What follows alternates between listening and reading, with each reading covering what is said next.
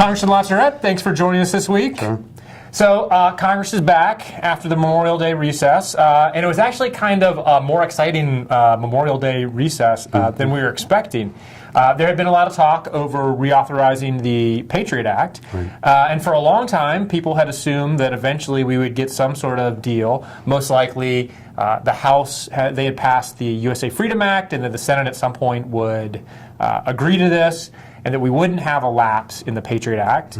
But compliments of Rand Paul, the junior senator from Kentucky, who's also running for president, he was actually successfully able to filibuster the Patriot Act, and we actually saw the Patriot Act expire for a brief amount of time. Talk to us a little bit about what happened and what do you think it means long-term for this debate?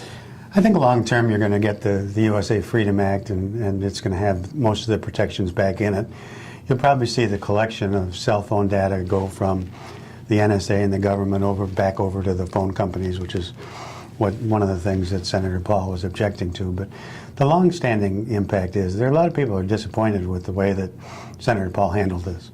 And, you know, he is running for president. We're in this sort of silly season where people have to stake out territories. But he burned a lot of bridges with his Republican colleagues on this.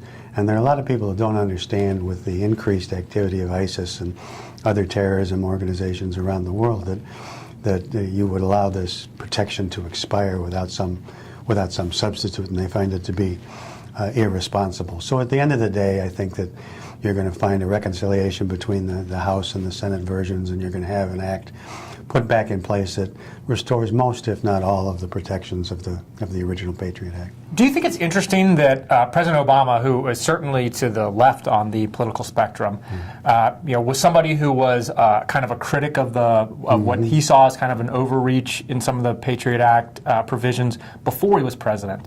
Now he's been president. He's been outspoken in his desire to see the Patriot Act reauthorized. Do you think it's kind of an interesting evolution, or is it just a product of he's been the commander-in-chief and he's seeing day-to-day kind of the challenges that we face? I think it's in line with the fact that it's one thing to say things when you're campaigning for office, and whether it's president or some other office. It's another thing once you actually find yourself in that seat. And to his credit, as commander-in-chief, he recognizes that a lot of the things that he was critical of in the Patriot Act have actually benefited the United States in terms of keeping us safe.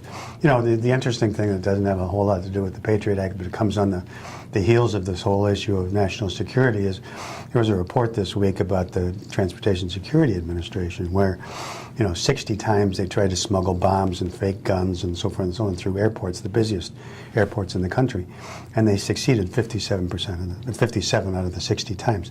Now that's incredible. That's terrifying. I mean that's incredible, and so I think that's the backdrop that the president has to look at, that we still have vulnerabilities, and yes, you have to balance that with some civil liberties and things of that nature, but the Patriot Act by and large has kept us pretty safe and has stopped some terrorist activities in its tracks, and God forbid we should have another 9/11 or something similar to that on our shores, and that's where I think Senator Paul has hurt his chances in. I'm sure he's a big hero with the libertarian crowd today, but I think he's hurt his chances with mainstream Republican voters because they think national security is a big one. Well, and we'll talk a little bit later about national security and how it impacts the presidential race, because I do think this is a fascinating thing developing over the last few months. Before we get to that, though, I want to talk about something a little less sexy, at least to the average voter, but certainly an important debate, and that's over the Export-Import Bank. This is kind of one of my favorite issues to talk about, because it's in some ways it's so symptomatic of what's happened here in Washington. For years, we reauthorized the Export-Import Bank on an overwhelmingly bipartisan nature, no arguments whatsoever. This has really turned out to be an incredibly divisive fight. Conservatives have railed against the bank. Talk to us a little bit about the most recent developments, and where do you think, at the end of the day, this is all heading? Well, it's pretty murky, is where the XM Bank reauthorization is, and you're right. When I served for 18 years, we always reauthorized it.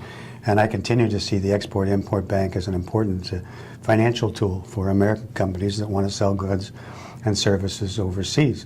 And it's pitted traditional Republican allies at the Chamber of Commerce against the Republican conference. And if you look at the Republican conference, it's 240 some strong. You have about 160, 170 Republicans who have staked out opposition to reauthorizing the XM Bank, and they see it as, you know, a giveaway, some kind of corporate welfare, and so forth and so on. And the charge is being led by the chairman of the Financial Services Committee, a very conservative fellow from Texas by the name of Jeb Hensarling. You also have two of the three Republican leaders. You have Majority Leader McCarthy and the whip, Mr. Scalise, both coming out opposed to the reauthorization. And the only one standing at the top, and his support has been good, but a little tepid, is the Speaker himself. And tepid only because he finds he's the head of this conference that is sort of revolting. You have almost all of the Democrats, 188 Democrats, will vote to reauthorize it. And so you're looking for about 60 Republicans to join them to do that. And it's unclear. Over in the Senate, the latest is that Mitch McConnell made a deal on the Trade Promotion Authority that he would bring forward a vote on the reauthorization of the XM Bank, even though he's not in favor of its reauthorization at this moment in time. And that's supposed to take place sometime in June. Boehner has said that if it clears the Senate, he will let the House work its will, and there will be a vote in the House. My suspicion is that if the Senate, in fact, takes its vote, it will succeed in the Senate. And if it succeeds in the Senate, it'll come over to the House. And if Boehner is able to keep his word and let the House work its will, like he did on the DHS bill and some of the other things, you'll have the reauthorization of the XM Bank. And the question is going to be in the future years whether this will be the sort of the end of it. Does this sort of quiet these people and they say, okay, we're not going to fight this fight again? Or does it just inflame them and they sort of ramp up activity in future years? And this is a fight we have year after year. Well, and does this long term give some pause in the kind of the balance of power in the sense that, you know, Republicans have always been able to count on people like the Chamber of Commerce. Right. And the Chamber's always been able to count on Republicans. Right. And here you've got a united Democratic caucus in favor of export-import, and overwhelmingly the Republican conference against it. Do you think that we're seeing some of the fissures that could be long-term problematic for Republicans? Yeah, potentially. I mean, the problem that Democrats have is if you look at their overall chamber scores, they're not so good. Not so good, right? They're not so good. And so securing, you know, securing favor with the chamber on the XM Bank is important, and it won't be discounted by the chamber, and nor should it be, as they look at Democrats to support in the next election. But if you look at the whole range of issues that the Chamber of Commerce comes to Washington to talk about and cares about, Democrats aren't the strongest position to do that. Right. So I wanted to talk a little bit before we close about the presidential election. Sure. It's kind of like a tale of two candidates. Two candidates who I'm kind of surprised are running for president at all. One is Lindsey Graham, the senator from South Carolina, who is running very much, made his announcement this week, and his centerpiece is foreign policy, kind of being the anti-Rand Paul. And then who's running, they're obviously running for the Republican nomination. And then Link Chafee, the former governor of Rhode Island, who's announcing today outside of D.C., maybe nobody outside of this room right now at this point knows that he's announcing. Right. The surprising thing to me is that both of these seem like super, super long shots. Right. The Lindsey Graham announcement, however, has generated a lot of conversation. Lots and lots of press interest in this. The Link Chafee one, kind of not. What's the difference? Is it because national security is such a big issue, again, kind of shockingly?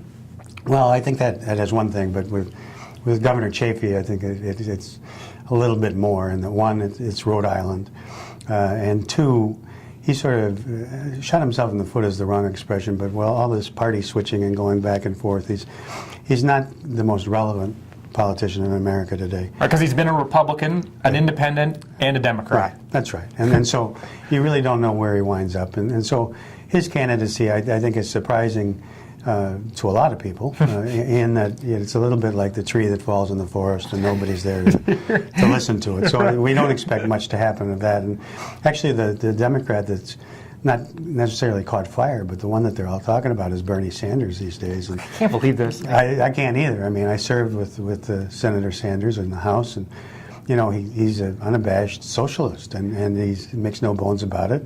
He comes from a small state in Vermont. But I think it does. It comes on the heels of a poll this week that shows that Mrs. Clinton's unfavorables have never been higher in the history of polling where her unfavorables are. And so there does seem to be a little bit of angst in the Democratic base that she's the foregone conclusion, which she continues to be and continues to lead in the polls. But Lincoln Chafee, I think, is an afterthought. Lindsey Graham is kind of a bottle rocket. I mean, there was an article that the only people that like him are like Senator McCain and a couple of people down in, his hometown in South Carolina. But he is clearly a hawk. And he's from South Carolina, an early primary state, and he is staking out that territory as, basically he's going to be the guy that takes it to ISIS if you make him the president. And there was a poll down in South Carolina that actually demonstrates that foreign policy and a concern over terrorism is bubbling up near the top of the issues on the Republican voters' radar screen. And so if he's able to talk about that in a way that impresses those folks, Lindsey Graham will be somebody to be talked about. It's still a tremendous long shot. I don't know where his money comes from. I don't know where his support comes from out of, except from the state of South Carolina.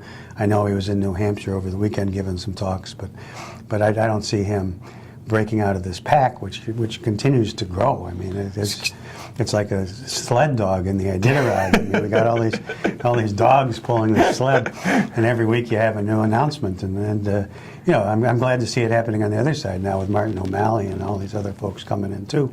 But it's I still think on the Republican side, it's Jeb Bush is to lose, with Walker of Wisconsin being somebody who continues to bring more to it than I thought he initially would. Final question. You talked about Bernie Sanders, and he's kind of like bubbled up now as kind of filling that void where liberals had hoped that Elizabeth Warren would be. Right. I mean, you mentioned that he's a self-avowed socialist. He is. Right.